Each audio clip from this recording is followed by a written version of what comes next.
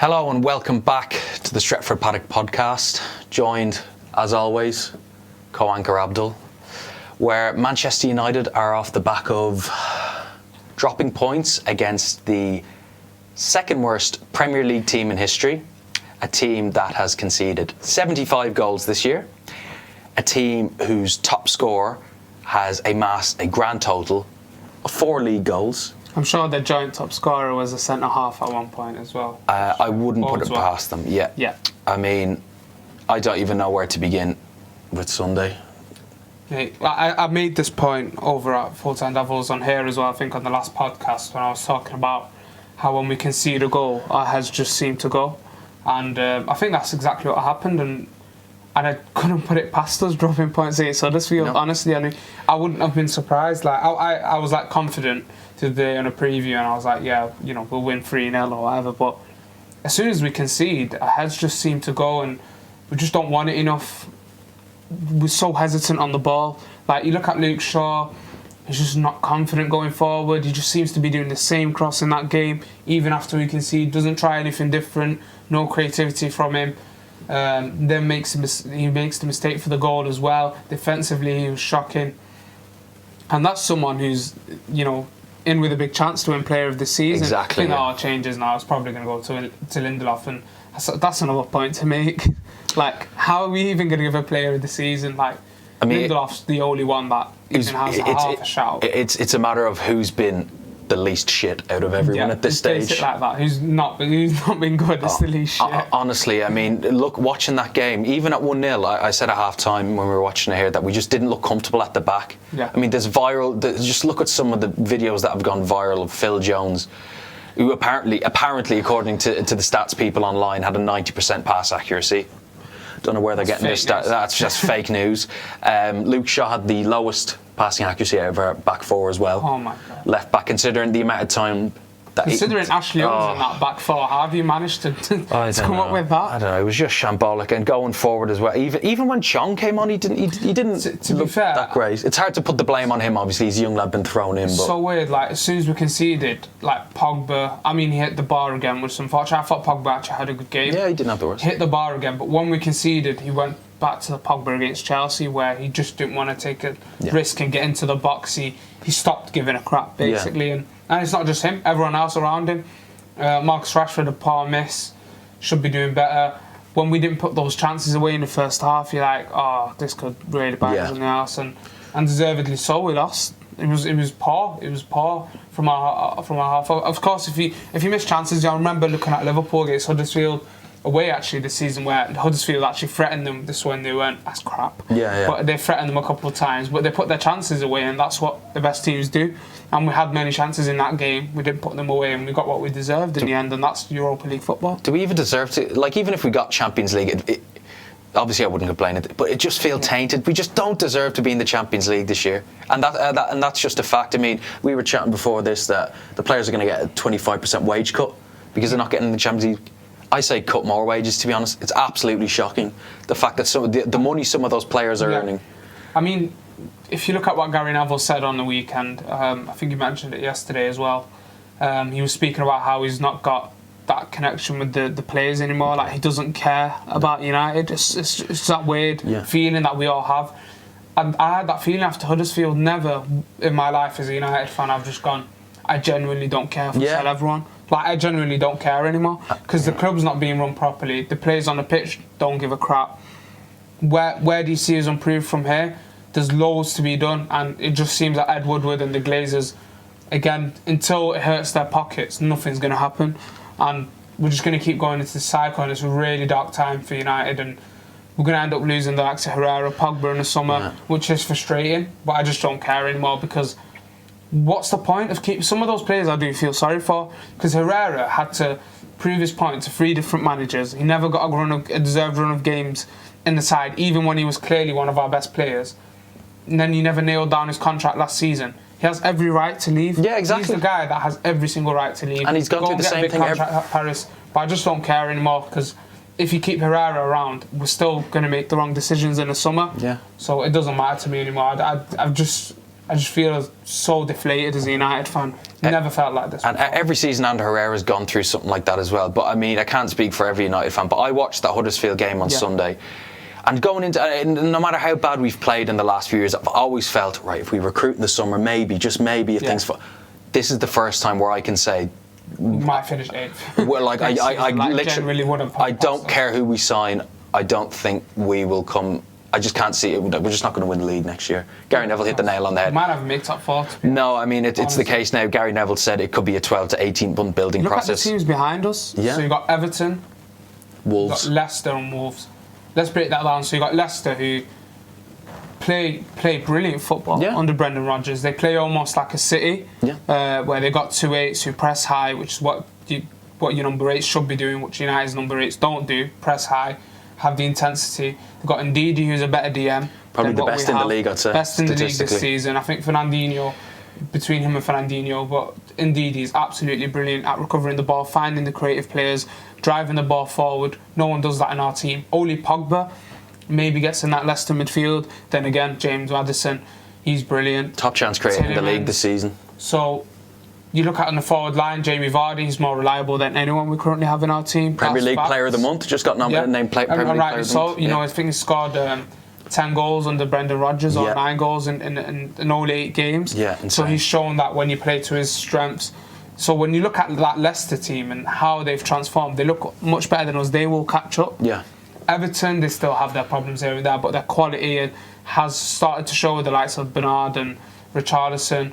Sigurdsson always has a goal and an assist in him. As we know too well. Yeah, as we know in that game, that 4 goals we conceded. Oh, God. So, I don't know. I just think you just feel deflated as a fan knowing those teams aren't far off you and they could potentially catch up next season. You start falling 8th and 9th. And at this rate, I just say play the kids. Like, just play them next season. I don't care unless we actually look to structure the club properly next season, and we appoint the right people at the top that are going to bring in the right players. And that brings us to the main point, which is the summer approach we wanted to speak about. What do you think our approach should be this summer? I mean, it can't get any worse than last summer. I mean, last summer was just a complete mess. You had a manager who wanted players, you had a board who didn't trust the manager even from the start. It was just awful. Just the signs were there that it was going to be just an absolute disaster of a season. And I have a feeling this summer that the board are going to find a reason not to back Ollie with the funds. I've heard a lot saying 200 million's been going to be put on the table, but I think knowing Ed Woodward, and you can say a lot about Ed Woodward. I mean, there's a lot that needs to be said, but he is, at the end of the day, he's a good businessman. He knows what he's doing, but he's going to think, why am I going to give 200 million to a manager who really has no experience at the top level with that kind of money? And as far as summer approaches goes, you said play the kids. I couldn't agree with you more. I genuinely think there's quality in that team that can step in. They'll probably get hammered in some games, but I don't care. There's quality in that team. They'll learn off it. And Jimmy Garner, Angel Gomez, Mason Greenwood, those 3 will definitely, I am guaranteeing, those will be top players in Europe. I'm kind of shocked at the quality they have. They need to be playing at top sides next season, in my opinion. And just throw them in there. At least they're going to be asked. These players we currently have aren't asked at all. Other than Scott McTominay, who was bothered in that game. Ashley Young, when we conceded, just walking up to the touchline. He went to the corner. Do you know the amount of times? Like, I sat lower at Old Trafford recently, and the amount of times I see Eric Bailly and De Gea against Chelsea just shaking their head at Ashley Young making a wrong pass or making, and you just think those players think that's our captain. They shouldn't react like that. No, they should be pushing harder. But I'm just saying that's your leader, that's your captain, and look how he's reacting. He's asking, why isn't Victor Lindelöf the captain then? Why isn't Scott McTominay the captain since they're asked? Why can't we see that? Club aren't willing to take a gamble on these players. Yeah. Because, Ashley Young gets a lot of stick, and he rightfully does. I mean, he should be nowhere near that starting lineup. But it's the club who are playing him there. Yeah. The club are the ones who are putting this guy not only in their start, but renewing his contract. What problem is there letting Ashley Young go on a free? What are you going to lose letting Ashley Young, who's 33-year-old right back? You're spending millions on his contract, Jones. Oh, it's just so ridiculous. Jones, Ashley Young, and Chris Smalling. You're looking at spending millions on their contracts over the coming years. Yeah. You keep it. No club's going to pick them up. Chris Smalling is 2 years away from a testimonial, by the way. Just let that sink in. Stop that. The Chris Smalling testimonial at Old Trafford. If that doesn't tell you... Fine relegation, then. Oh, God. Well, we're on the right track to that anyway. But as far as summer approaches goes, I mean, we talked about in the last podcast who we'd bring in and stuff like that. But I think you're completely right. I was going to say, I'm surprised that Ollie hasn't lumped the kids in a bit more since he's taken over. There must be something going on a bit. Back to basics a bit, and I don't agree with that, because I think some of those players...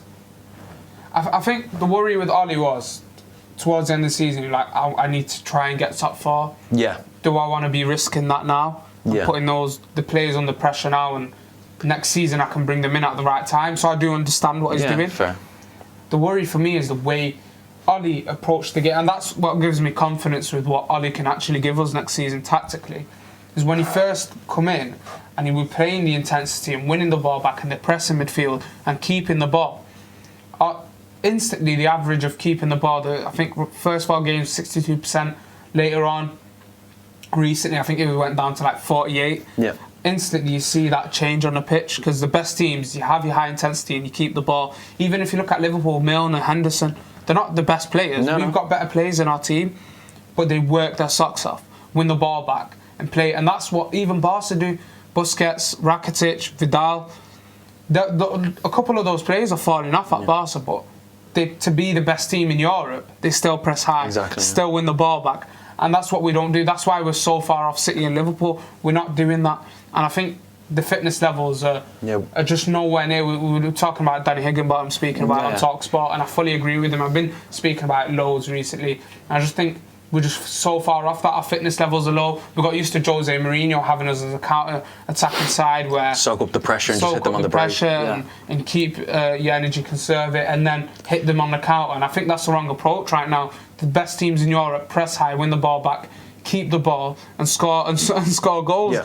You can't score goals if you don't do that. We proved that right at the start. We hammered teams because we were doing that. But I think because they've not played that over a couple of seasons, the players just like Klopp when he first joined Liverpool, that's it, they fell off, and that's why I think if you bring in some fresh legs from the academy, the lads that have already been involved here and there, I'd love to see that.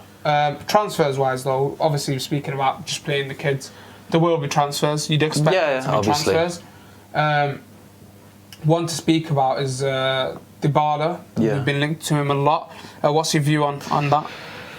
Well, I mean, we were saying off camera as well that should Paul Pogba leave this summer, there's not a lot of players on paper who can fill that boots, and I think Paulo Dybala is on paper that player who can fill the boots. That being said though, I mean, how much would you say he's going to take to get out of Ciaran?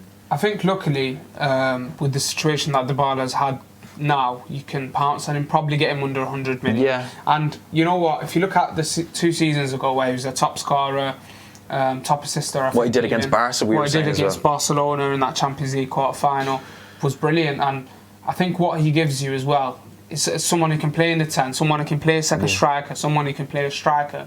And I think if Paul Pogba believes it makes sense, because we can go to a 4-2-3-1, we can play a 4-4-2 with his centre forward and his striker, and you can play then with that diamond, the 4-4-2 diamond, which I think Paul Pogba, unfortunately in this team, we can't do, because the team, we can. If the team around him was built for that, just like France did, you know, where they had Matuidi coming on the left and Pogba was central, but he could also drift. Because France had that, we don't have that quality, and I don't trust us to build that team, and that's why unfortunately it might be the right thing for both Pogba and United for him to leave this summer. What does he get out of it by staying here? And I think signing someone like Dybala, playing off Marcus Rashford or playing off whoever we have coming in the summer, will allow flexibility in our approach. The worry is who you bring behind him. I'd love to see Jimmy Garner get promoted into the first team. I'd also love to see Ndombele come in, from brilliant defensive midfielder who drives the ball forward. Ndidi as well, and with a shout. It's just about who you build those players around. Any other signings you reckon we should be in for? Well, I mean, I would have said Bruno Fernandes, but I mean that's a cert to go to City now. City bound at this stage. João Felix, even it's breaking this morning that City are interested in him. I think it's a lot of money to be paying for a kid who's had one good season in the Portuguese league. I mean, we alluded to Lozano the last day. I think that would be the most logical at the moment, although signing wingers from PSV, we don't exactly have a good track record. No, it's not done that well. But I mean, I think there has to be just less of these Woodward signings. There was a lot of talk of Toni Kroos a couple of weeks ago. It's kind of died down now, and I'm glad it's died down. Toni Kroos is 29 years old. I mean, he's a fantastic player, but you're signing. You could be running into another Matic situation. Yeah, another Schweinsteiger situation. Yeah. Never mind Matic. At least Matic, we got a good season and a half out of. Schweinsteiger, I mean, got his first team locker whipped off him by Jose when he came in. I'm sorry, but I mean, if the wages are fine and the transfer fee is within reason, I say go for it. But unfortunately, when you're buying from Real Madrid, I don't think we can ever the case. From Madrid these days, and I think unless it's like a player they genuinely don't want, which in this situation it could end up being Kroos. Yeah, I don't think we get anyone for cheap from them. Personally, I think over the summer it's a hard one. I think Ollie's going to have to make the right decisions. Ed Woodward, obviously, like Gary Neville was speaking about, the guys that are still at the club, they're from Moyes, Van Gaal, José Mourinho. He hasn't got to implement a style yet, or player-wise. These are things that I didn't know actually until Gary Neville mentioned, and he exposed the board, you could say, on TV the other night, and that says a lot about how we're trying to approach things. That Ed Woodward was just not bothered with replacing these guys. They've not worked out. So these guys that Ed Woodward has hired were telling José Mourinho these players aren't good enough to come to us in the summer. Jose Mourinho's the manager. He's the one that sees how the team plays. He's the one that understands the tactics. He's the guy that's leading the team, and you're telling him, no, we shouldn't be signing this player. And I think Jose Mourinho had every right to be angry at that and every right to step up to the board, and that's something that Ollie might end up seeing this summer. And I think Mike Phelan's, some of the rumours coming out is that he doesn't trust what's going on in and around the club, and rightly so. Well, there's a quote that came out from Mike Phelan, actually. I think it was Brian Kerr, former Republic of Ireland manager, actually said he was talking to Mike Phelan and asking about the director of football situation. And I think I can't quote word for word, but generally what Mike Phelan said was, we don't know, because it changes on a day-to-day basis. No one knows what's going on at the club.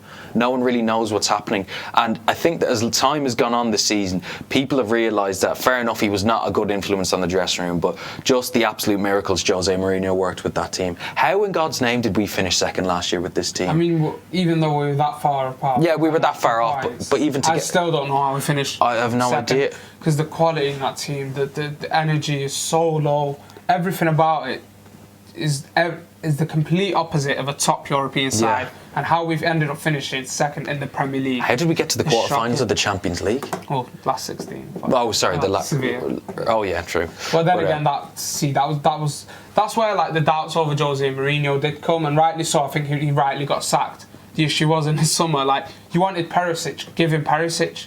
Yeah. Let him build what he wants. Give him what he wanted. If you want your manager to prove a point, you can't just sign Fred and Delo in the summer and then say, oh, sorry, we can't give you him. We've just come off finishing 19 points away from Manchester City, our rivals, and you just throw at him like, 70 mil for Fred and Delo. Look at Godin as well. Godin announced this morning he's leaving Atletico Madrid, and fair enough, it may have well been, and it actually probably was, a contract ploy last year. But you've got a player that, he was an attainable player to get. He genuinely rejected United last summer. That says a lot. Yeah, that's what he was talking about. I don't blame him, to be honest, but it's just... I mean, this summer is going to be make or break. We were chatting in the office here. I said I'm excited for other lads are less so, because I said I don't see how it can get worse than last year, and they said, well, we could sell De Gea, Pogba, and Herrera, and bring absolutely no one. It's hit me now where I genuinely don't care anymore. I just want about just who something. Comes in, who's out. I just want something exciting. Like, let's make a couple of those signings, the big names that actually make a difference in the team, and we actually know. For example, in Dybala, we know if Pogba leaves, we're going to need someone there who's got creativity and goal scoring, someone further up the pitch alongside Marcus Rashford who can pick out his passes, who's brilliant at crossing the ball. Unfortunately, I think we need to sign someone just to cross the ball from a corner, because we can't seem to do that. A right back, I think someone we need to bring in, and then maybe in a couple of years, you can bring in an Ethan Laird. You've got Delo who can play many roles. Yeah. I just want an exciting summer like that where we can get a Wan-Bissaka, we can get a Dybala, and then look at using the youth. I don't want us to just go throw money at Toni Kroos, throw money at aging players in Europe that aren't going to do well for us. And, we're talks of Kingsley Coleman and like rumours are coming around like that. I wouldn't put it past another left winger. Declan Rice, when you got Scott McTominay. Yeah, exactly. Who does exactly the same, if not better, in that midfield as an engine. Do we need Declan Rice? I don't think we do. He's not the type of DM that's too different to what we currently have with Matic and maybe Scott McTominay. So it really does worry. Where are these guys? What are these guys doing at the top of the game? It's exhausting at this stage to be a United fan. You're meant to be the best scouts in Europe. We must be hiring scouts who are capable of going to Portugal and spotting your Bruno Fernandes, João Felix, and approaching them early doors. I spoke about that earlier. Yeah.